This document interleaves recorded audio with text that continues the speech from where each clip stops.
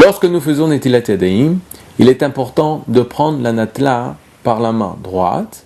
La main droite remplit la natla, le keli, puis une fois que c'est rempli, on donne ça à la main gauche, qui va la verser une fois à la main droite, puis de nouveau on prend la main droite qui la verse à la main gauche, puis de nouveau on prend la main gauche qui verse à la main droite, puis de nouveau on prend la main droite qui verse à la main gauche, de façon à ce qu'on arrive au compte de 3 ablutions sur la main droite et 3 ablutions sur la main de gauche.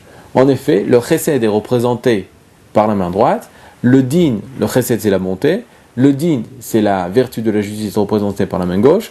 On doit que le chesed doit donner au din, et le din doit servir le chesed, la justice doit servir la bonté, et ainsi de suite. Qu'est-ce qui est important de savoir? Que nous parlons ici précisément de l'ablution du matin, ce qui n'a rien à voir avec ce que nous étudions au sujet de Netilat Yadayim avant de manger du pain. Les Chachamim nous ont donné la raison, pourquoi faut-il faire ça de façon alternative. Nous savons que selon la raison du Zohar, le Netilat Yadayim est institué à cause du Ruach Ra'a, du mauvais esprit. Or, on sait que le Ruach Ra'a, le mauvais esprit, pour pouvoir quitter nos mains, qui est arrêté dans nos mains, il va devoir recevoir 3 ablutions.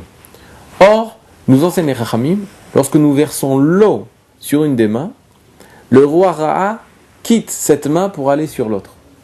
Et si nous continuons encore 2 fois sur cette main, le Ruach Ra'a ne recevra aucune ablution, aucun versement d'eau. Et lorsque nous prendrons notre natla par la droite et nous commençons à verser 3 fois, le Ruach Ra'a partira sur l'autre main. Au maximum, le Ruach Ra'a aura reçu 2 jets d'eau. Alors que pour pouvoir partir, il va falloir 3 jets d'eau. Par conséquent, la solution proposée par les Chachamim est justement de faire Netilat Yadayim par inadvertance, de façon à ce que le Ruach Ra'a aura reçu les 3 jets d'eau, de façon à pouvoir quitter nos mains et nous permettre, avec ces mains-là, de réaliser la volonté d'Akadosh Borou de façon pure et saine. Kol Tuv et Shavuot Tov.